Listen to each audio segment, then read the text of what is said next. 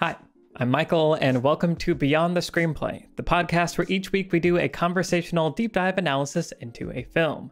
Today we are talking about Up in the Air, the 2009 film directed by Jason Reitman, screenplay by Jason Reitman and Sheldon Turner, based on the novel by Walter Kern. I am joined by the Beyond the Screenplay team, Trisha Rand.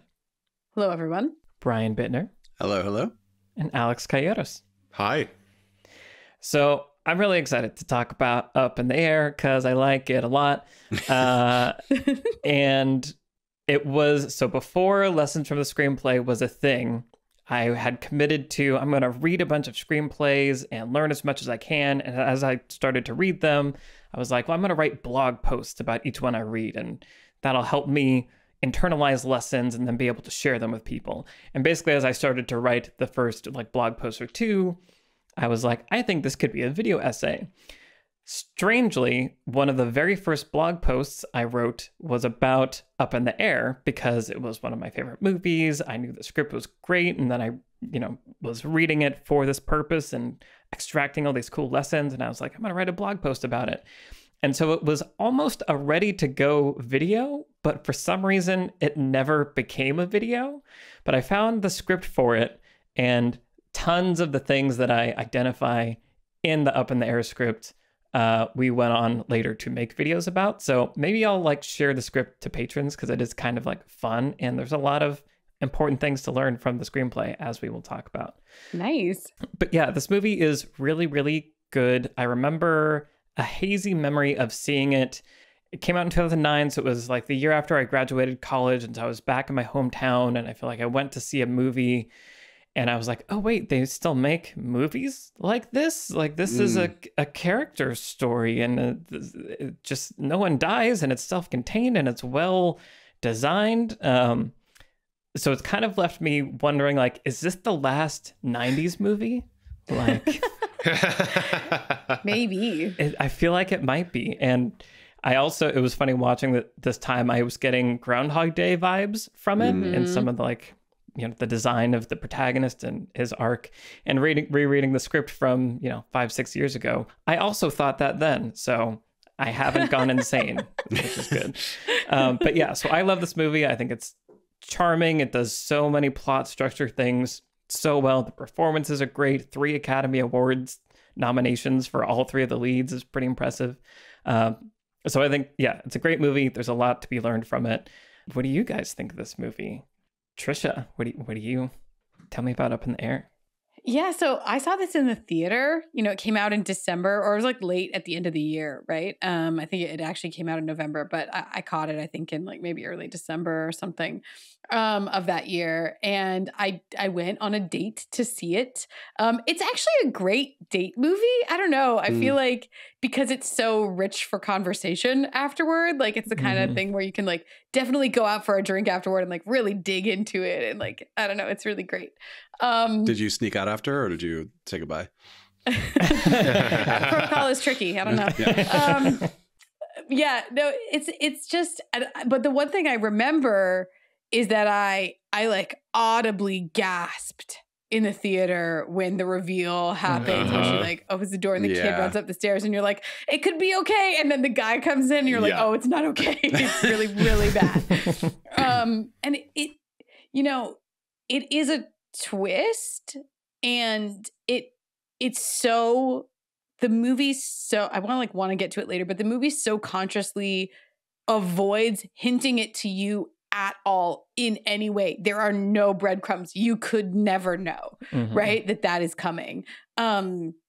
And which in some cases, when twists like that happen, it feels cheap when it happens.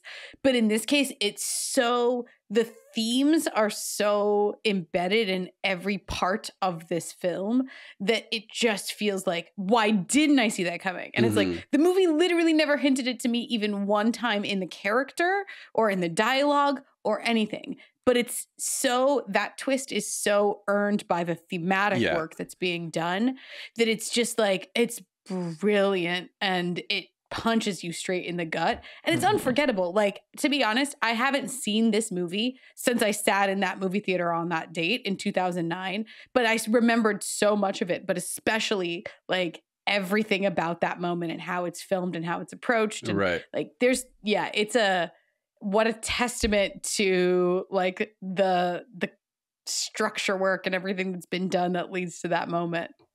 It's also the kind of thing that when you then rewatch the movie, you're like, oh, okay, that's why she maybe didn't answer that question, or she didn't really not, it's like, it doesn't feel completely out of left field where like we wrote a character based on this one ideology and then completely changed it later. It's like, no, we embedded it in a way where it wasn't hinting at it, but at the same time, when you look back through, you're going, okay, right. Like that's why she never maybe didn't quite go there. Yeah. There's one line I noticed this time where she says, "Back home, I don't get to act the way I do with you." Right. And that's the only thing she says that does hint that there's a home life that is different from this. Right. Yeah. But it goes by so quick, and you can assume, whatever. Right. You can read that in lots of ways. And I do feel like, watching it again, Vera Farmiga's performance, I think you can find moments where it's like, okay, she's wrestling with things, and now that I know what she's wrestling with, this all plugs in. But yeah, in the text, that you have very, very little, basically nothing to hold on to. Right. But yeah, I think it's that thing where, like, I don't know, it's just, that's the hallmark of a really, really good screenplay, right? Where like there's a true sense of, I don't know what's going to happen next, and then when that thing arrives, it's the only thing that could possibly have happened, but there was no way for you to anticipate it. Even a seasoned moviegoer or screenwriter like me, and at the time, of course, I was a much younger screenwriter, but even so, I was like, there's no way for me to have guessed like that was coming. And so much of the way that this plays out too has that unexpected, like, okay, they're going to go to the sister's wedding. Is it going to go terribly? I actually don't know. Like, I kind of can't predict what's going to happen in any given scene. Only it all feels so right. And like it all clicks together and holds together so well. Yeah, it's really self-contained. And it's small, in a way, it's a small movie. But because it is this intimate character study, the stakes feel really big for the character. I don't know. It's great. Yeah. It's just the character of what's Stuart Skinner's character's name? Ryan. Yeah, Ryan Bingham. It's so clear, like what his problem is, the thing that he needs to learn. You understand kind of why he, the weakness and the fears that he has and the defense mechanisms. Like it's all so well drawn, and he's partnered with such amazing characters on all sides of him to push him along that arc, but also dramatize it and make us like really understand and question all these things. That it's a good movie, and we don't have a whole lot of them. I like this one.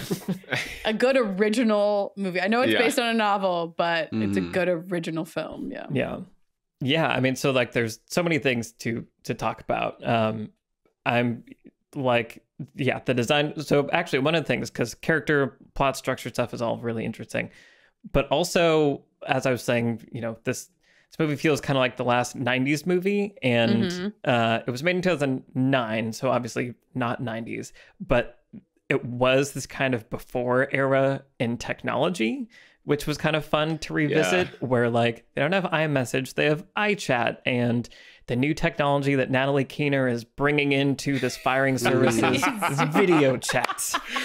Especially now, that was hilarious. Yeah, and like, Ryan's making fun of her of like, oh yeah, I can set up a MySpace, but like, do you really know what stuff is? So that was just kind of like fun to revisit what technology was like not that long ago, but that it was different enough that I feel like in some ways this movie couldn't be made in the same way today, which I think is just always fascinating to look at, like, movies that need to take place in a certain time period because of the technology, where they can, they have the internet, so she can Google Ryan and know certain things about him, but we don't have Facebook, we don't have smartphones, we don't have all the stuff that might have, Ryan could have gone and figured out her life potentially if she had an Instagram kind of thing. But wait, I want to hear from Brian and Alex about their first encounters with this movie, because they got really excited when you brought up that you wanted to talk about it. Like, more so than I did, because I hadn't seen it that recently, and I didn't know how much I love this movie. Brian, Alex? Pick one. I'll go. One whose name, shares the character.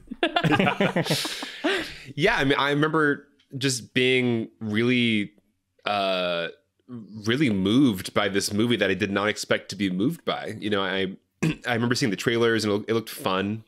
It looked like a kind of a stylish movie with actors I liked, and it looked like just kind of a good dramedy, fun time. And for it to have such a gut punch, and for it to kind of get existential by the end, and really end on this open-ended note that just leaves you a bit unsettled. There's kind of like a peacefulness to the final shot and the ending, but there's also kind of like a sudden cutoff to it. Like the music and the sound just goes away. So it was a really interesting experience of going in expecting a very conventional, like 90s movie, and feeling like it was elevated in this way. And I got more bang for my buck. Like I got a really a more kind of, I'm going to reflect on my life experience than I expected from like the marketing and the trailers and just the overall style of the film. So it was just one of those really wonderful, pleasant surprises where you go into a movie theater expecting one thing and you get that, but then you get more and you walk out like feeling like feels and having thoughts and like you said, wanting to have conversations after the movie, Trisha. So yeah, it once again, it feels so rare, I guess, because there's just it's like this dying breed of just simple, dramedy, I guess, character study, mid-budget movie. It's not a super indie art film. It's very accessible. It's very easy to watch, but it's also got really complex characters and really good performances. It's not cheap. It's not overly simple. It's got really interesting nuance, and there's scenes where people don't even say anything and exchange a look, and it means everything. So it is like a movie that we don't get anymore. You know, we get the like A24 weirdo art film, or we get, you know, the kind of the big, broadest movies. Safe. Yeah. And it does feel like this, whatever this is, we have to kind of go back in time to retrieve it. And Up in the Air is just one of the best examples of whatever this is. It was a weird time in the movie industry too, like because it was right after the writers' strike, financial crash. The financial crash. Yeah, it was just, you know, I think when we were doing our like favorite movies of the aughts episode, all of our movies tended to be concentrated in, or like the bulk of them from all four of us were concentrated in the first half of the aughts, because the second half of the aughts, especially like 08, 09, 2010, were like, what was happening? And like, it was just a really uncertain and inconsistent sort of time in the movie business where they didn't have their feet under them at all, and they didn't know what they were going to make. And I think that's part of the like charm of this movie, is that it does, like you say, it feels like a 90s movie in its construction, and I agree, but obviously the world that it captures is so unique to the exact moment that it came out. I think it was on a recent episode, Michael, you were talking about like every movie should be a period piece, and this movie really is in that sense. Yeah. Well, and to the point of, which I didn't know the first time I watched it, but you know, the interviews with all of these people that have lost their jobs are real interviews with people that really lost their jobs. And that was a thing that I believe was added kind of later as they were editing, and they kind of realized, oh, we should like see these people. If we're kind of talking about this thing, let's make it really about And it was them. so raw in that moment. And I mean, we're hiring these people to be in our movie, therefore we get to pay them to be in the movie. So it was kind of a nice like circular thing there. Yeah, that's great. Yeah. Well, Brian, what do you tell us you know, talking about our top 10s of the aughts, this was we just did Punch Drunk Love, and that and this were both like, oof, like right in the 12, you know, kind of thing. And both of them, rewatching them lately, I'm just like, man, maybe I have to rethink if they were, you know. So it's a good month for movies from the mid-aughts that were almost in my top 10 that are kind of unconventional rom-coms about a guy obsessed with frequent flyer miles. So that's our theme. Specific letterbox list. Yeah, exactly. But yeah, no, as you were saying, like I love, I love movies that are both entertaining and have something to say, right? And you kind of get, as you were saying, Alex, sometimes you get one or the other. You get like, oh, we're like stewing in this theme, but everything's weird and off-putting and whatever. Or it's just like, this is a safe movie where there's like a pasted on theme that is basically meaningless, and Jason Reitman is good at these movies where it's like this theme is very strong and it's sort of in your face in a way that is unabashed. Like you literally have the character in the first 10 minutes being like, this is my philosophy on life. I am talking to you about it. But then you do the thing, you do the movie thing, right? You face him with all the opposing philosophies, or in the case of Vera Farmiga, what is the 100% of this philosophy, right. And how does that look? And so yeah, thank you for smoking, young adult. I haven't seen some of his more recent ones, but like he is good at doing this kind of thing that feels like it's the right balance, where it's like, if you just want to go watch kind of an entertaining movie, you do kind of get that. Like if you want to turn your brain off, you can choose to watch this movie that way. But also if you want to go in and have a movie kind of really make you think about your own life choices, like you can read it that way too. And that's why I love Fight Club, right? Like few movies are good at doing both, that kind of let you decide how seriously you want to engage with it, or if you just want to watch something that's kind of a piece of entertainment.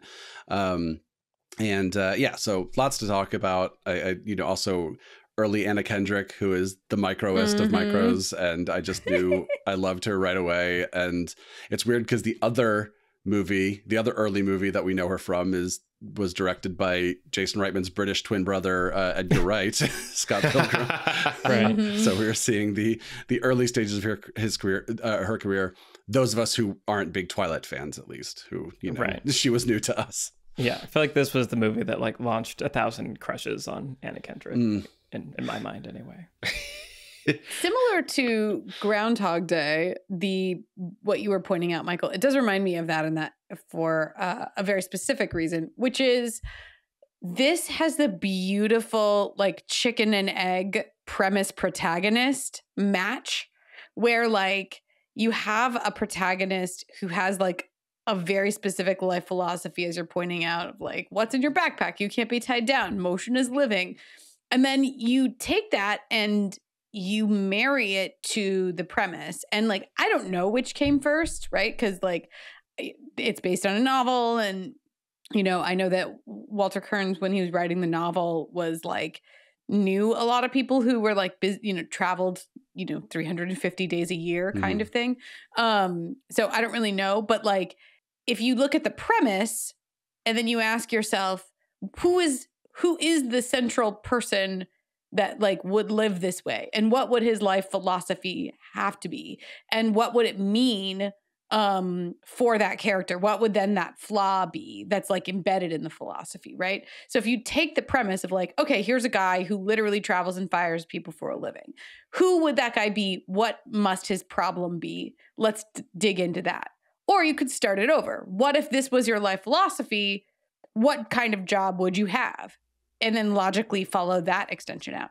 I don't know which place you start in this case, but either place gets you to this incredibly literalization of like a life philosophy. The movie's called Up in the Air. It's like, we get it. This is what you would do if this is what you truly believed about whatever. But, and as you're pointing out, as you pointed out, Michael, it seems like almost too on the nose in a lot of ways, but they sell it to us so effectively that it, instead of feeling like we're being hit in the face with it, it feels like we're being invited into it.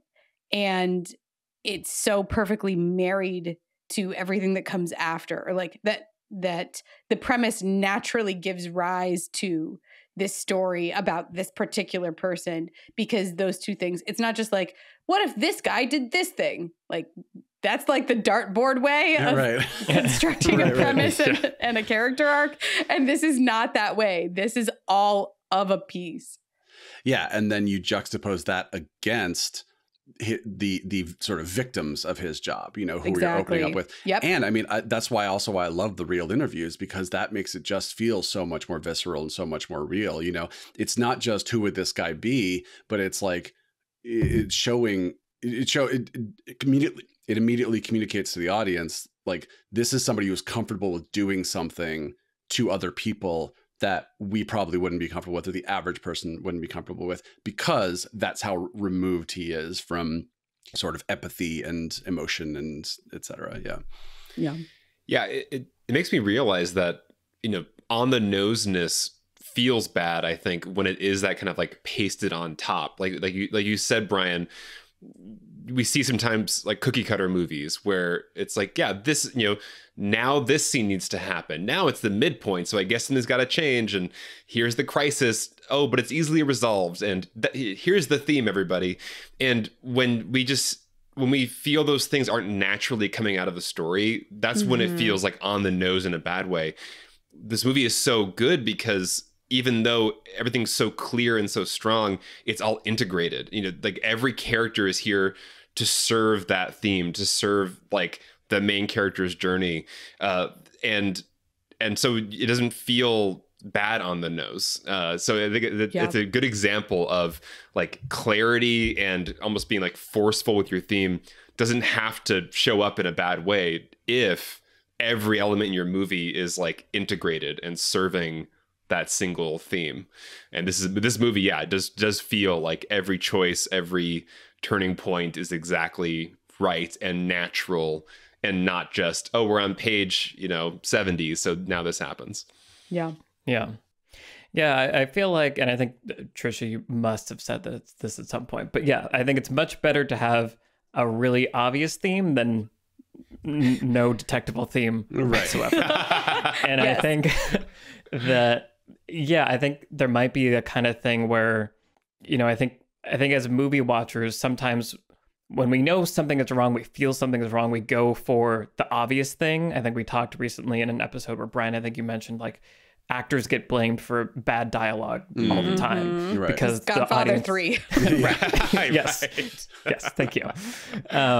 Because the audience feels like something isn't working. What am I looking at? I'm looking at this person. That person is bad at whatever they're doing. And, we can't fault anyone for, not understanding the inner workings of how a movie is made. But I do feel like some of these things were like a fear of being too on the nose with what my movie is about might come from this kind of like, bad experiences with movies where it feels like it's on the nose and hitting you over the head in a bad way that are actually just like other problems. But I think it's a good thing if you can walk into a room where someone is watching a movie and be like, what's that movie about? And the audience can be like, it's about this guy and he like fires people, but really he needs to learn to like live and love it. Like, it's good if the audience knows what your movie is about. So don't be afraid of that. Right. I would love to do an experiment where like you get Meryl Streep and Daniel Day-Lewis to act out a scene, but like everything is sort of a little off. Like the dialogue is off, and you have that thing that like people shot on their phones, and you can hear the room tone from each time it cuts, like the room tone changes, right? And like the lighting is bad. And I would genuinely love to like hand that to a stranger who's never heard of these actors and be like, do you think these actors are good? Right. Because it's like you don't realize the things that your brain is doing, like the things that don't add up in your brain. You don't realize what's happening a lot of the time. So you just sort of, like you said, blame what's in front of you. Anyway, we're talking about Up in the Air, but that's something I want to do. Now I want to see like a really serious, like David Fincher directed, Daniel Day-Lewis, Meryl Streep version of The Room. Like, take the script, make the hell out of it. Yeah. Like, but don't change a word. Yeah. That'd be interesting. You just add subtext. Oh, hi, Mark. Well, I mean, all of this just reminds me so much that, all of this work has been done on the page, but then is supported by the filmmaking. So I was reading the screenplay for Up in the Air today. And it's a hell of a read. I strongly recommend it. It's very accessible online. Just go and get your hands on it. It's fantastic. Yeah. But when it talks about that like early sequence where Ryan is packing his suitcase, it talks about like, this is a ballet worthy of Tchaikovsky. Like this is this is beautiful. The rhythm and the precision with which he like puts his shoes in, and like the coat slides off the hanger, the hand clicks the light switch without looking. Like the script is not saying like, here's a medium shot of a hand hitting a light switch.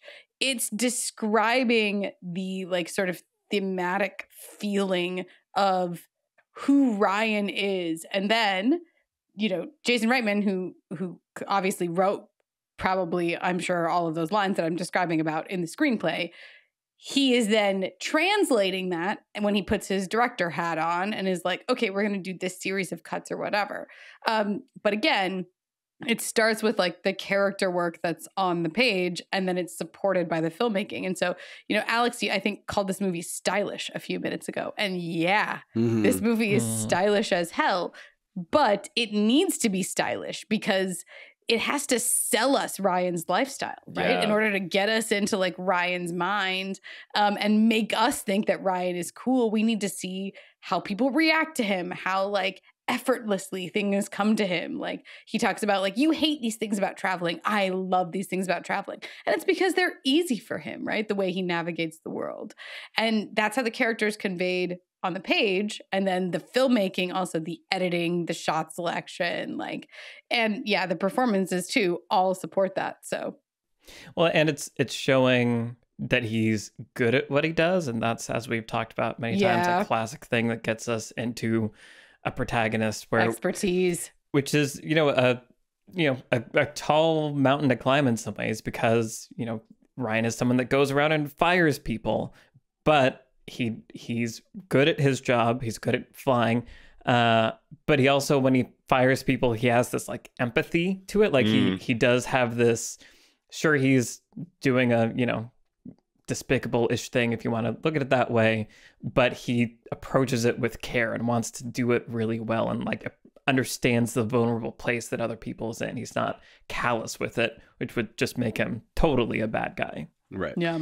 Reminds me, we talked about in our Godfather episode, you know, if your protagonists are criminals, make them like the honorable criminals. And I think that thing is really smart character design to make Ryan have still kind of this ethic and this moral code with, yeah, these guys are going to get fired regardless of me. You know, like, I'm just the messenger.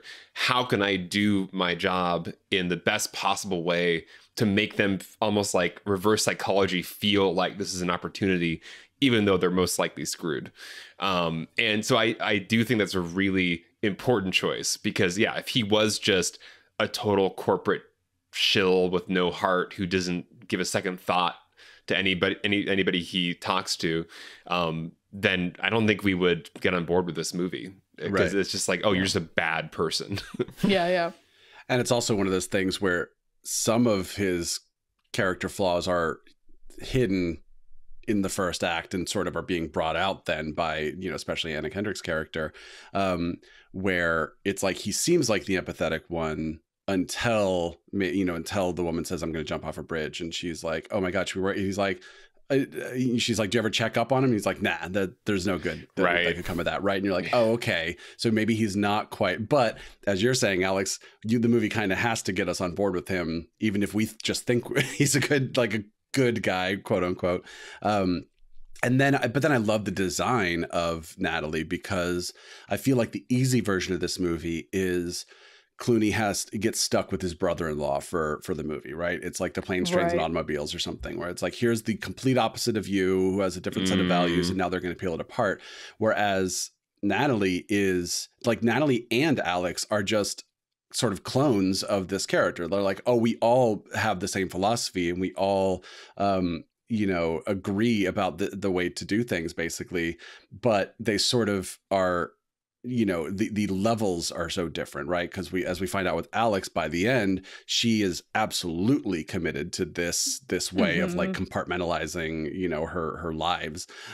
Whereas Natalie, you know, she talks big in terms of like, here's the new ideas, and here's how we're going to do this, and we don't have to do it in person because we don't care about people. But then, of course, as we start to get to know her, she is very caring and very compassionate, and you know, and you know, the scene on the dock there where she is just like challenging him about all of his beliefs.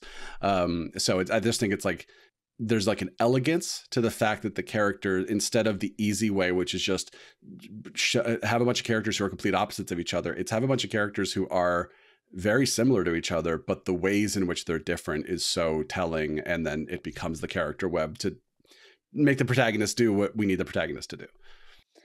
Yeah. And it has to do with the tests, right? So as you're pointing out, all the characters are very similar. Natalie espouses the same ideology, but doesn't actually believe in it in her heart, right? And we see that so early on where it's so easy to break her, right? Like the cracks are so obvious, like even in the first, you know, where she's talking to J.K. Simmons.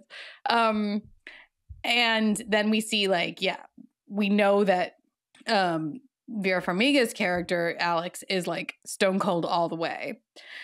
So there is this spectrum, but then the situations that the movie puts all of those characters in is those situations are specifically designed to test and test and test, where like the woman who said she's going to jump off a bridge is designed to test Natalie, right? Specifically where it's like, if you say you believe this, do you really, when you're sitting in the room with someone who's dealing with it, right? And then like you have that situation where it's Ryan and it's at the like tech party, which I think is a really fascinating midpoint. Right. Yeah. But it's like, do you really love this woman? Like, how do you actually feel? Let's test it in this condition. And then you have, of course, like the wedding and onward, where it's like testing the Vera Farmiga character, Alex. It's like, are you really going to go to this wedding? Are you really going to show up and be in all of this situation and act like you're a proper girlfriend and everything? And it's interesting because obviously she doesn't go through an arc, right? Like she basically fails that test as like a person. But as a character, right, like succeeds in like living out her entire philosophy. But I just think that the construction of those situations is so perfectly like poking at everybody's philosophies and pushing them to see if they're going to adhere to what they say. Yeah. Yeah. And that's when the audience knows exactly what those things are, then we're engaged when we're like, oh, they're in a situation that's going to test that thing. Like I'm involved in this movie now. I think it's also really interesting that each of these characters, the age difference, I think plays a really interesting role. And Alex, I think earlier you were saying, you know, you left the theater kind of thinking about your life. And I feel like that the age differences between those three main characters, and then when you go to the wedding and you see kind of the rest of Ryan's family, like all these people are dealing with relationships and family at different stages. And so it does kind of create this kind of holistic thing. And, you know, there's the hilarious scene where Natalie and Alex and Ryan, when they first meet, and she's like, tell me about like what you wanted when, you know, what you look for in a person, Vera Farmiga, and she lists all those things. And then, the great like one-liner of like, well, that was really depressing. And just like all the perspectives that come with life of like a 20-year-old looking at, you know, someone in their late 30s. And I think all of that, just adds like a richness and a texture to all of this that makes each of their perspectives, they're differing like takes on that same theme believable, because they're all in different places in their lives, both time-wise also, which I think helps a lot. And once again, the movie, you know, every single character that's brought into the movie does have a kind of a take on the theme. His sisters, you know, one of the sisters is like going through a separation. The other sister is like about to get married, but cold feet. And it's, you know, so there's, you know, we're not in a movie that has like a simplistic moral code where it's like marriage and family equals good and the end. It's like, no, here's examples of people who chose this life to settle down and to varying degrees of success. And maybe this marriage is ending in a lot of unhappiness. So it's not, once again, a cookie cutter movie with like a really black and white theme where it's like, obviously Ryan is wrong and everybody who's married is happy. It's like, no, he has reason to question if that path would work out any better than the path he's chosen. But once again, all those characters are serving that function thematically as well as just their function in the plot. And that's when a movie feels so tight, because it's just like nobody's wasted. They're all supporting that. And I think that's why I love the story is such a great, the character gets what they need, but not what they want. Mm-hmm. Right. Yeah. So like, it's a story of Ryan learning that, oh, he does maybe want a relationship and a deep connection and a family. Like, he is learning that about himself and opening up and all that stuff, which is great. But in the process, he gets devastated, which was kind of like, I'm sure some of the fear around it in the first place. Right. And so I think that is why, as you were talking about earlier, Alex, it leaves you in this kind of weird place where you're like, I'm happy for him that he got to learn this about himself and realize what maybe he really appreciates deep down inside. Maybe it's not 10 million miles. Maybe it's human connection. But man, that sucks that it went that way. And is he going to be okay? And all that stuff. And I like movies where that happens, where the character gets what they need, but not what they want. And it leaves you in that kind of, now I have to figure out how I feel and what do I want? What do I need? Like that kind of thing. Well, since this is a rom-com sort of dramedy thing in that vein, I do want to spend a minute and talk about the meet cute, which is the scene where they like encounter each other in the bar, and then they start like immediately start talking about rental cars, right? And like rental car agencies.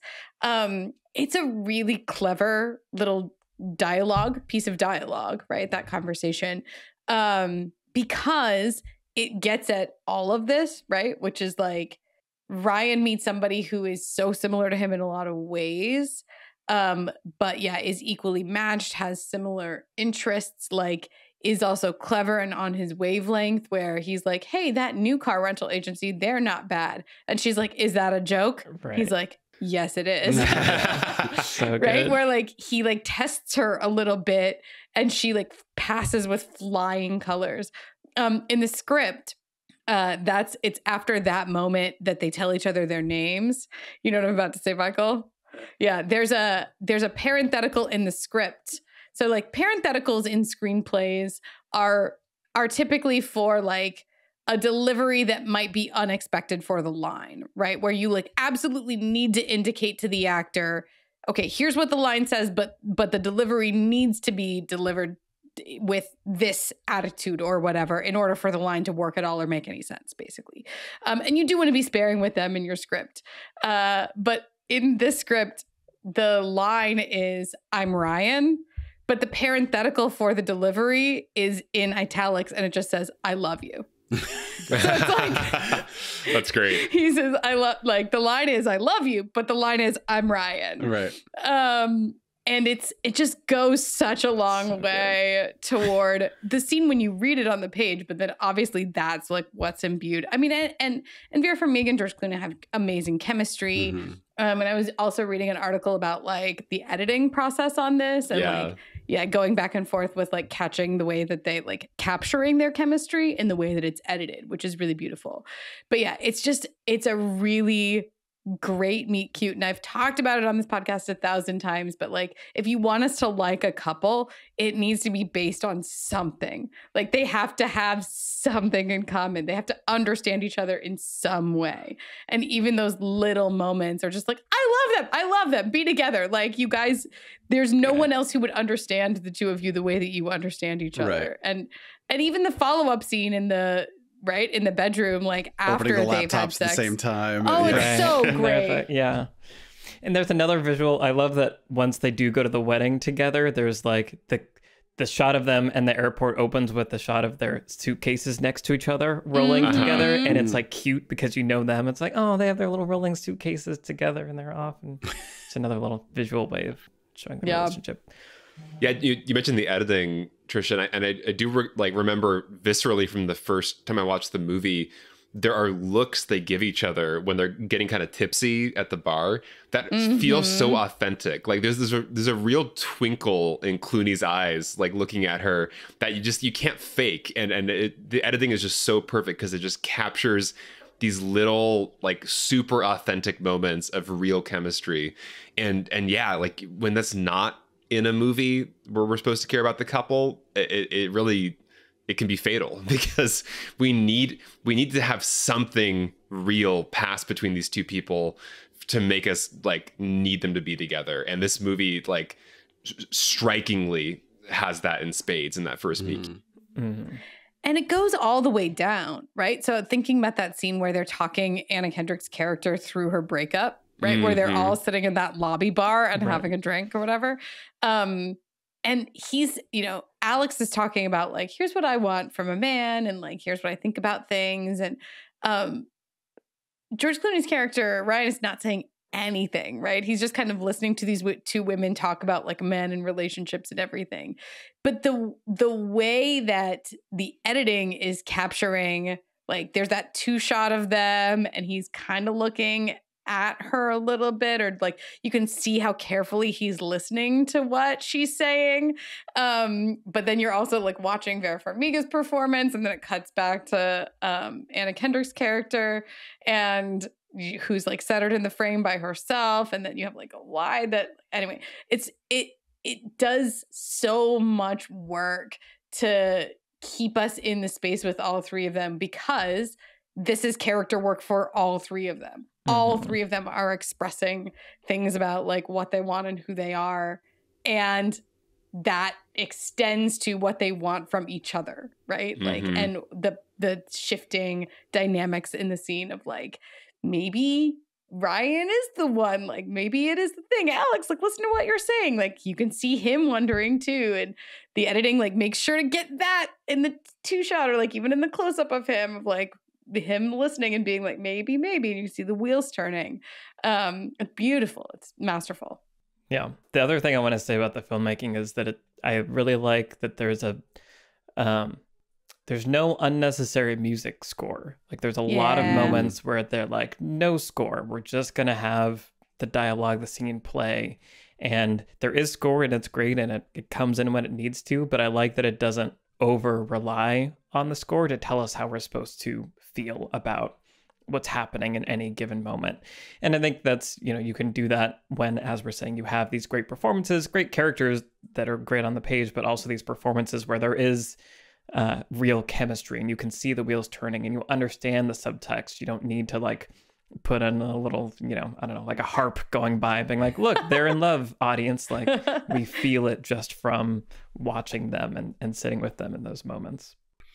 I also feel like Clooney, for, as many movies as he's been in, he tends to play the character who is sort of unbreakable, like Danny Ocean or something, right? Or he's playing the idiot in like the Coen Brothers movies, that kind of thing. And I think it's refreshing. There's like a little run in the aughts with this and Syriana and Michael Clayton, and The American, I think, where he played people who just felt sort of broken and off and that kind of thing. And it's like, for somebody, who is that like that perfect, beautiful, like statue of an actor, it's like there's something very compelling when you see them play a character who has, like as you were saying, Alex, just those little looks and those little moments, those little vulnerabilities that make them feel like a human being. Yeah, he really, Clooney in this movie feels maybe as vulnerable as I've ever seen him. Like he has like this, he has that cool facade and his kind of corporate, efficiency, but right below that, there's a lot of kind of sadness, and like an easily hurt little boy is like right there, and you can really feel it. And there's so many scenes where you can feel that facade is almost just barely holding together when he asks his sister, like, do you have somebody to walk you down the aisle? And, playing off like, oh, cool. Just making sure that you're covered.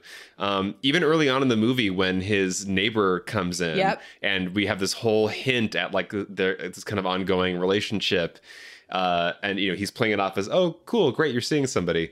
But yeah, from the beginning, Clooney plays it where like this guy does not have much standing between this cool facade and a lot of kind of pain and insecurity and hurt. And I think that is what makes the movie so compelling for me, is watching a character who is like really just riding that boundary the whole time. Yeah.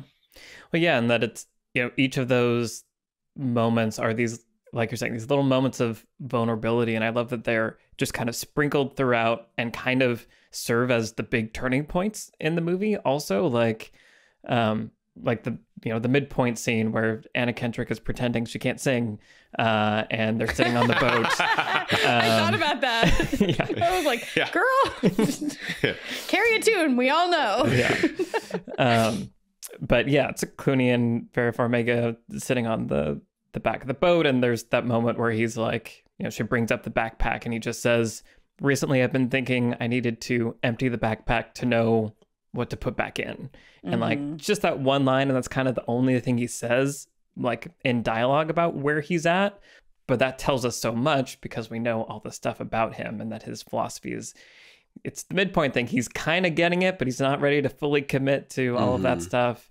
And then when at the airport, when after the wedding, when Vera Farmiga's leaving, and she says, "Call me when you get lonely." He says, "I'm lonely," which is something he never would have said in the beginning of the movie. And it's just those two words, and you get it, and you understand how vulnerable he's making himself in those moments. Yeah, I mean, that's one of those amazing, just perfect, directing, writing performances where, she's almost saving him by playing it like a joke. Like she laughs, like, haha, yeah, like you're lonely already. But like the way he says it is so vulnerable, and like he's not even able to pretend anymore. Like when he says "I'm lonely," he says it with a little bit of a smile, so that like the joke interpretation is available, but it's so not a joke. Right. It's him saying like, "I love you, come back." Right. Like, please don't leave. Yeah.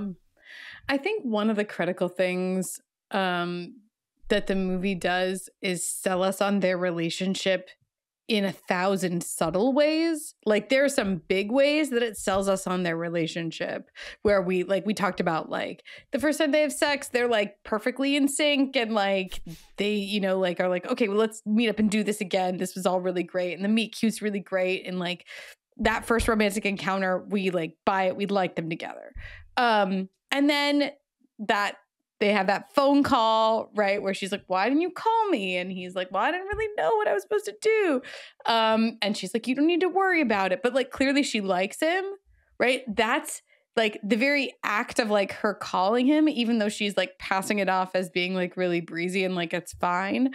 But she called him in the first place to like say that. Again, we're like, we like this. But the work of the wedding sequence, where she like agrees to go to the wedding, they like break into his high school, right? But then there's this, and that's all like cute, and it's just sort of like standard sort of rom-com-y, like, how can we put these two characters in a quirky, cute, kind of weird situation? I love when she's like, "Is that all you got?" And she does her little like look. Yeah. No, it's really great. It's a really good example of that kind of sequence, but the sequence itself is not that unusual in a rom-com. What is unusual, though, is that when all of these situations arise with his family, where like his brother-in-laws Danny McBride gets cold feet and he has to go talk to him, she like takes him to drop him off and is like, "I'll pick up your suit." And she just like, that's all she says. Not like, "You got it, you're going to be great, you're whatever." She doesn't lay it on too thick. It's true to the character, but it's a supportive note that like, again, these are the subtle ways that make the relationship feel more like real and special. And too, like when he's talking to his sisters after the reception and she's like, "I'm going to go take care of these flowers for you," or whatever it is. She's like, "I'll take care of this box. I'll just go put it away," where she's helping out and seems aware of the needs of all the people in the room. Right. And there's so much about how she's great throughout that entire wedding sequence in very sort of small and subtle ways, in addition to the big ways that make that relationship feel like extra special, like we really, really want it to work out. Yeah. I think in the director's commentary for this movie, if that exists, somewhere I remember, Jason Reitman talking about that moment that you pointed out of the like, "I'll go grab your suit," where he's saying exactly what you said of like, it's a small moment, but we're getting to see them work together as a team, and like that's so much fun to see them coming together and really be a couple in that way. So there are so many amazing things to talk about with Up in the Air. Why don't we move to lessons and look at it through that lens? Alex, do you want to start? What's your lesson for Up in the Air? Sure. I mean, So I always think, I mean, the image from this movie that always sticks in my head is the twist moment. And I think that moment is worth studying, just to see an example of really efficient, powerful filmmaking where, you know, there's many different versions of that scene you could think of. I mean, maybe she comes outside and they have a conversation right then and there where she, you know, everything's explained, or, you know, he encounters her husband. There's a lot of different ways that can go down, but the way the scene is shot, where she opens the door, we just get pieces of visual and like audio information, the bare minimum information we need at the right moments to create this like perfect little arc of heartbreak. Yeah. But it doesn't overstay its welcome. Nothing is said. It's just a look between them. Well, he says, I was in the neighborhood. Right. And then she says to her husband, "Oh no, just wrong door or something." Someone who's lost. Someone who's lost. That's right. Yeah. Right. Yeah. Yeah. Perfect. Anyway, yeah, I just think that moment is worth studying, because I think that reveal could have been a lot less powerful and maybe less unsettling if it was done in a less masterful way. But I think just the exact length of the moment, that like silent, horrible moment, the exact information that is revealed at the time it is revealed, just adds up to this just perfect scene that sticks with you afterwards because of how well it's constructed. So yeah, just wanted to shout out the twist moment because it's so good. Ooh. And again, that's another great moment without score, that doesn't lean on score. Like, Yep. could have been a you know, violins as he's racing to her house, and then like, brr, like there's a million bad ways to do that with the music, but it lets it be quiet so we can hear the things like you're saying. And then, yeah, that smash cut to like the wide where we're looking at him through the window of the hotel, and it's just like snow and wind. Right. Yeah. Like, yeah, I feel like all of that together just makes you have to sit with it and the agony of it, and it's great. Yep. Yeah, I'll jump in next because my lesson is also about that moment, not about the way that it's done, as Alex was talking about, but more about the inclusion of it at all.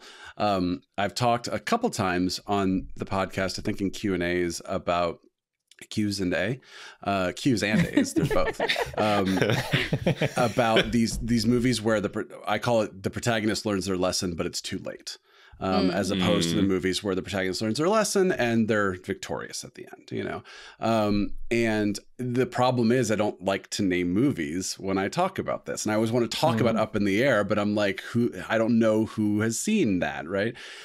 So like the safer movies I mentioned are American Beauty. I would say American History X is kind of safe, where it's like you kind of get the, ooh, you learned and it's okay now, but no, sorry, it took too long for you to learn your lesson. Therefore, you actually are being punished, you know? And what I like about that is I like the urgency it gives to the theme, like to you as the audience member watching this movie. It's like the meta message is saying, it's not just saying you can clean up your act whenever and you'll be fine. It's saying like, if you wait too long, there could be consequences, you know? And this movie, it's not like she got married, you know, a week ago or something like that. Like she's always been the entire time, but I think it does still sort of do that same work of saying like, yeah, you waited until now when you're, you know, however old you are to learn this lesson. Guess what? The first person who comes along isn't going to be the person. So you're going to have to do some work now, you know, and that's why I love the movie opens on that open-ended, just, welp, here we go. But he is ready, which is also nice because the movie gets to kind of do both. It's like he loses the immediate battle. He loses the, you know, as you were saying, Michael, I thought about you watching this time, getting what you need, but not what you want, basically, which is, you know, a common thing. So it's like he loses that immediate thing that he wants. And that is the thing that we as the audience want for him. But then, of course, in the last 10 minutes of the movie, we're like, well, no, I guess what we really want is for you to go through this kind of, you know, philosophical change, you know, ideological change, I should say. So it's unfortunate that you don't get the thing that you want, that we want for you too. But the important thing is that when you are looking at the list of flights and wondering where to go, we know what that means, right? We know that means you are in a good place now. So I like that this movie kind of gets away with both. But the one thing I really wanted to talk about was the sort of the gut punch you can give your audience by having a character who did learn their lesson and you think is going to go and run and get get their partner and whatever. And nope, sorry, because they spent too long with that simple ideology that they had, that there's consequences. It's not that easy. Yeah. It's great. Trisha. Yeah. I actually sort of have, I guess, what seems like sort of a simple screenwriting lesson, but it has to do with trajectory and like where your movie is going and just telling your audience it. Or I guess like another simple way to put this is like ticking clocks. This movie has 3 ticking clocks. It starts off by telling us there's a wedding. So we know the wedding is coming. We know Ryan is going to the wedding. There's no way for him to get out of it in as much as he would like to. So the wedding is ticking clock number 1. Ticking clock number 2 is his job is coming to an end, right? He gets to go out on this last like roadshow tour to show Anna Kendrick how it's done, but it's going to be over, right? Like probably this is just, he's going to be called back in. His entire way of life is sort of coming to an end. And so this is kind of like the last hurrah on the road. And a lot depends on how they do in this like last tour of sort of firing people. And then the third one is this number he has in mind that he hasn't hit yet. And so the movie has these like deadlines for the character. And it's like, by this time, something will need to change, probably. By this time, something will need to change. By this time, something will need to change. And it also creates the story threads of the entire thing, right? Like, he doesn't have a date to the wedding. He has to go. He has to take pictures of this, like, these silly, like, cardboard cutouts. It gives him and Anna Kendrick something to do while they talk about their philosophies, while they, like, argue about life and whatever. Meanwhile, there are stakes to all of it because, the job is coming to an end and the job is his entire way of life. Like, I think in the script after Anna Kendrick's presentation, her name's Natalie, sorry. After Natalie's presentation, the script action line says Ryan is having a panic attack, right? And then it cuts to him in the room with like Jason Bateman's character. And he's like, you can't be serious. This is crazy. This will never work. Like, and that he's not really arguing because he cares about like the people he's firing, but it's obviously selfishly driven. So we know that there's this desperation on his part to hang on to like his job that enables his way of life, right? So that's like the second layer. And then this third layer is at some point you're going to hit your miles. And then what are you going to do now? Right? Everything you're doing is in service of getting these miles, is in service of like this manifestation, this literalization of your life philosophy of like, you do everything that you do for like this quote unquote loyalty and these quote unquote points and the status that you think you can earn. But what are you going to do when you earn it? And so in the movie, like in the last act, right at the end of the second act, and then at the climax of the third act, and then at the very close, it hits all 3 of those milestones of that trajectory, that the ticking clocks that they promised us they would hit. And each one is satisfying because of the journey on the way to get there. And I feel like with dramedies, these things are like, I guess, technically subplots, but they're also interwoven and they do create the spine of the plot and the spine of the character arc in a really clever way. I think it's just really worth studying that it's like, you think one ticking clock for the big game or for the like save the rec center like thing is enough. It's not. Build more into it. Yes. Like have more pressure on your characters, and deadlines put pressure on characters, and it's okay to have more than one. It's okay to have 3. Yeah. Well, and I love that because, as you mentioned, they're all introduced very early. They're introduced when Ryan is still very much stuck in his old self. So we know how early Ryan feels about all those things of like, I don't want to go to a wedding and I really want my job more than anything. And I can't wait to hit 10 million miles. And then by the end, all 3 of those things. Actually, there's 4 ticking clocks because there's that speaking engagement in Vegas that he runs out on to go get Alex. Right. Yeah. There's 4 ticking clocks. 4. And that one Brilliant. counts too, where like Yep. all of those things, how he felt in the beginning, he feels exactly the opposite about them Yep. by the end. Right. And we feel that because there is character change being demonstrated in front of us. Yes. Yeah. Yeah. And also the ticking clock, usually the term ticking clock, I think there's like an anxiety attached to it, like taken or something, right? Where it's just Sure, yeah. oh my God, we have to get to the place by the time. But yeah, it's not ticking clock in the way of like a thing has to happen by a certain time. So you don't like, this movie is very comfortable to watch. It doesn't feel, anxiety inducing. So it's more that like there are these like, I don't know what the right word is, ticking clock or like loose thread or whatever it is, but there's something that like there's like a promise. In some ways. Say it again. Milestones. Milestones, right? Or like a promise. There's something that's going to happen, Yeah. So we know that there's something like an unanswered question that we are waiting for, but also it's not just this anxiety-inducing thing where every scene we're going, oh my, he has to get to the place because otherwise he's not going to get to Vegas in time. Exactly. It's not that kind of movie, obviously. Right. They don't need to be cheap, right? I think that's Yeah, the right. thing, is that ticking clocks are associated with like cheapness Mhm. of like, here's a countdown and it's a literal bomb that's going to count down. It's going to stop on the 2. Like, it doesn't need to be that way. They can just be important events for the character by which time they will be tested or at which they will be tested. Mhm. Yeah. So I think I have kind of like 2 mini lessons. And the first one kind of came to me when I was listening to you, Brian, talk about Ryan's arc. And, again, that he gets what he needs, but not what he wants. It's also impressive that I didn't really appreciate until thinking about it just now that Natalie also has an arc. And Yeah. it's kind of the opposite in some ways, where like, if Ryan's thing is like, I don't want to settle and I don't need to be, I don't need to care about relationships, or I don't know. Basically, Natalie learns like to not settle either, to like not just go, like to not treat, to be like more precious with love. I don't know. I'm trying to figure out like how to say it, but like don't settle with the guy that you thought would be fine and move to Right. Omaha with him. Like Mhm. go pursue your dreams. Like you're still young, and like look for the thing that really means something. And so I also just appreciate that this movie has room in its theme for like 2 manifestations of the final form of that. Yeah. And then the other thing I was thinking about when watching it this time is that all the different acts, 1, 2A, 2B, climax, all have different like settings, and that Mhm. really helps us like move through the movie and the phases and the seasons of time as he's changing.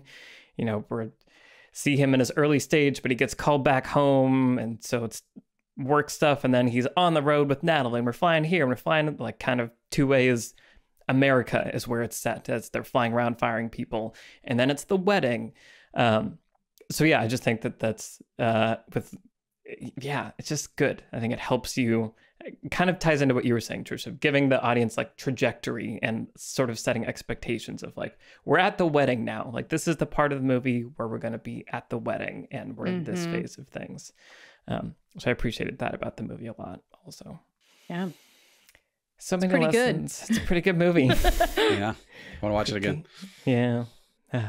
Well, since we can't do that, what have we been watching recently? Kind of segue worked. Alex, Yeah. what have you been watching recently? Why can't we watch Up in the Air? Because we're talking about it right. Yeah, it doesn't make Okay. sense. Alex, what have you been watching recently? So I watched 15 Minutes of Shame, which is a documentary on HBO Max, produced by our friend Kristen Weiland. And it is a really interesting documentary that I highly recommend. It was also produced by Monica Lewinsky, and it's basically studying the phenomenon of social shaming and how that has manifested in the internet era. And the premise for the doc is that Monica Lewinsky was like patient zero of the internet age of like social shaming. Like that was early internet kind of like the whole Monica Lewinsky phenomenon was like the first time the internet was around for like a public shaming event.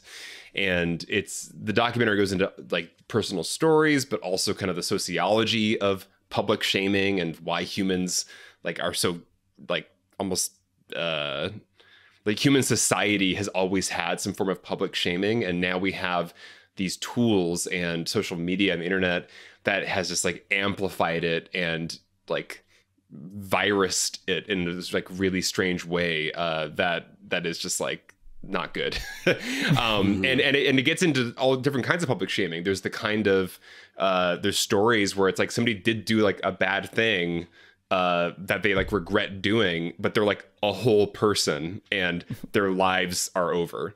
Or there's people who are, it's like they're African American and one like college president, and then like couldn't leave their house forever because a right-wing group decided to target them. And so it's like it goes into the fact that like this isn't a left or right issue. This is just there are human beings, and we currently live in a world in which like a human being's life can be destroyed for basically nothing because of this like insane amplification and like anonymousness of public shaming we live in right now. So yeah, very pertinent and interesting and complex movie that isn't like, we talk about like cancel culture or these things, you think it's like a left or right kind of political issue, but this gets at the more sociology of it and the psychology of it, and the really like the human cost for individuals of the phenomenon. So highly recommended. 15 Minutes of Shame on HBO Max. Nice. Yeah. Cool. Okay. Trisha, what have you been watching? Yeah. So I, a couple of weeks ago, got to virtually attend Sundance this year, and it was amazing. Tremendous lineup of movies, and I will be talking to you about them as they come out. One of the ones that is coming out very soon and is out in certain parts of the world is probably my favorite movie that I saw, but was not a Sundance exclusive, which was The Worst Person in the World. Yeah. And yeah, you saw it, Bri. God, it's so good. Like, it's so good. It's a dramedy. I guess it's nominated, actually, you know, the Oscar nominations just came out. And it's nominated for foreign language film. But it's directed by Joachim Trier, I want to say his name is. And it stars, I'm going to mess up her name, I apologize in advance. It's Renate Reinsve.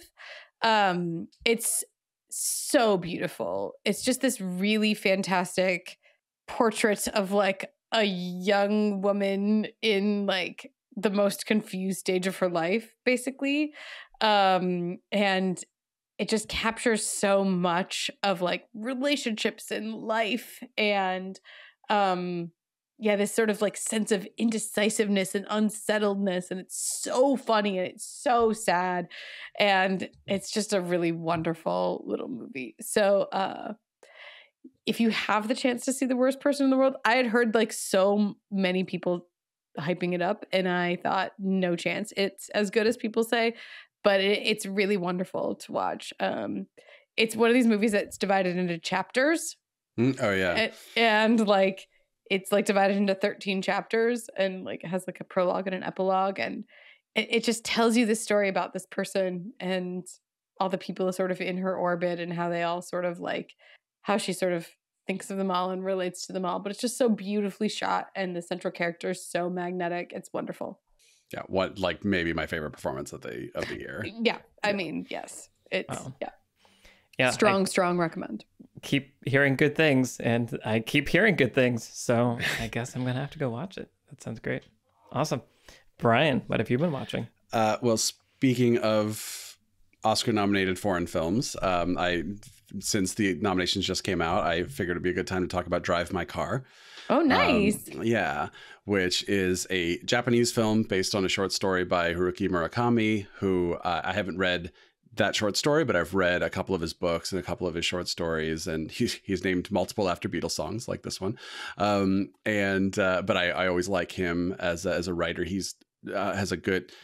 He didn't write this movie, but like he just has a good balance of kind of like up in the air, where it's like there's like a lightness to it and a funness to it, but at the same time you're very clearly being told about a theme, and you know, they're very clearly discussing something.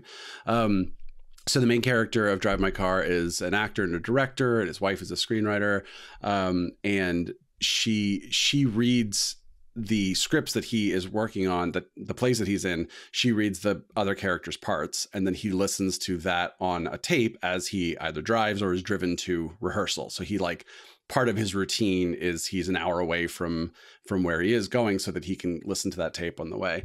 And I don't want to talk too much about the plot because it's a 3-hour movie. So like, be prepared for that.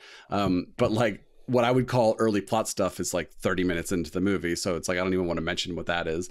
But the movie very, very clearly and very sort of playfully, the things that she is reading as he is driving from, you know, Uncle Vanya or King Lear or whatever it is, are very clearly speaking about what the character is going through and what the plot is dealing with. And there are times where she is telling him about a story that she is writing, and that clearly is talking about sort of where their relationship is or was or whatever. And then the young woman who is driving him is also, she becomes an important character as the story goes on. And then again, it's sort of a character thing. It's doing all these really interesting things. It is, again, a 3-hour movie. So by the time, like, watch it in one sitting if you can. I watched it in parts, and I felt like by the time I got to the end, like maybe the magic had worn off or something. I still think it's a beautiful movie and I really liked it, but I would say it's one of those movies like Roma where it's just like, just don't let yourself kind of leave the space of the movie when you watch it. And yeah, I'm just really happy to see it get so many recommendations or accolades, nominations and everything. Yeah, because I think that it I just think it was really compelling, and it doesn't feel 3 hours long. Like, it doesn't feel slow, even though it's just kind of a drama of people talking. It feels compelling, and it feels like I enjoyed every second of watching it. Nice. Very cool. Michael? So I watched Nightmare Alley, the new Guillermo del Toro movie. I almost talked about that. I'm so curious to hear your thoughts. You watched it? Because I was going to say, I don't know that you should watch it and or skip certain parts. Because there are certainly some parts. There's hot fuzziness towards the end. No, it's okay. I just covered my eyes. Great. I like stood next to my TV for a minute. But what I was going to say is that I saw the original, so also I knew what was going to happen. Oh, interesting. Yeah. That would be a fun conversation. Yeah, I don't think you should actually. If you're interested in the new one, don't watch the original. Okay. Because it does kind of spoil. Like, I think the suspense is a big part of the experience of the new one. Yeah. Yeah. Well, I was going to say, I mean, so it's for people that don't know, how do you summarize this? It's like. It's a carnival crime noir. Right. Yeah. Right. Carney at the protagonist, the center, and it's Carney crime noir. It's really interesting. It was a movie that I was on the side of the whole time, and like overall I was like entertained by and like kept rooting for it, but also kept bumping up against some weird decisions in the execution and the pacing where like the first act feels like it's almost an hour long and the whole movie is only like 2.5 hours. So weird pacing things, but it's like it's kind of held together with, as you were alluding to, Trisha, this like tension and like mystery of like kind of wanting to understand what's going on. And then the performances, you know, Bradley Cooper, Cate Blanchett, Toni Collette, Willem Dafoe, Richard Jenkins, Rooney Mara, David Strathairn, Ron Perlman, Mary Steenburgen, Hope McCallum. Yeah. It's a Carol reunion in a weird way because they're even kind of dressed like right. Anyway, yeah. So it was a really fascinating watch and thinking about, because I just watched Up in the Air and this idea of like 90s movies that we don't make anymore. It felt like it was maybe trying to capture some of that of like, oh, this is a drama and it's just about these characters and all the stuff. But it was also just really disturbing in ways that felt tonally beyond the spectrum of what needed to be there for the movie. Like, it didn't need to be that gory, Guillermo. Like, that didn't add anything to so it was a bumpy experience, but it was interesting, and I feel like I learned a lot and had a lot of thoughts about writing and filmmaking the whole time. Whether or not it was do this or don't do this, it was a learning experience. To be clear, the original is excellent. Like, interesting. I loved the original. I saw it a couple of years ago, and before I knew they were going to remake it. And it is excellent. And so I was like, we're remaking this. Interesting. And the remake is very similar in a lot of ways. The plot is exactly the same. Interesting. And so, yeah, if you want to be surprised by the plot of this new one, don't watch the original. But then I would recommend going back to watch the original if you are interested in it, because it is a really, really good movie in its own right. I'm curious, is 1947, right? Yeah. And all of this based on a book that came out in 1946. So it definitely made me interested in where all this came from. Never gonna hear the word geek the same way ever again. Nope, it's all over now. Unfortunately. So you if clearly you never want... read Geek Love by, was it Catherine Dunn in the 90s? It's a whole situation. If you want to know a lot more about the origin of the word geeks, Nightmare Alley is available now.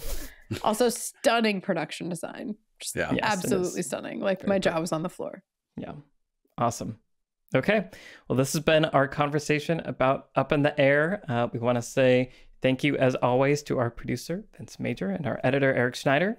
I'm Michael Tucker, and I've been joined today by Trisha Rand, Brian Bittner, and Alex Coyotes. As always, our Twitter handles are in the show notes. Send us a tweet and say hi, and we will see you in the next episode. Bye, everyone. Bye-bye. Bye.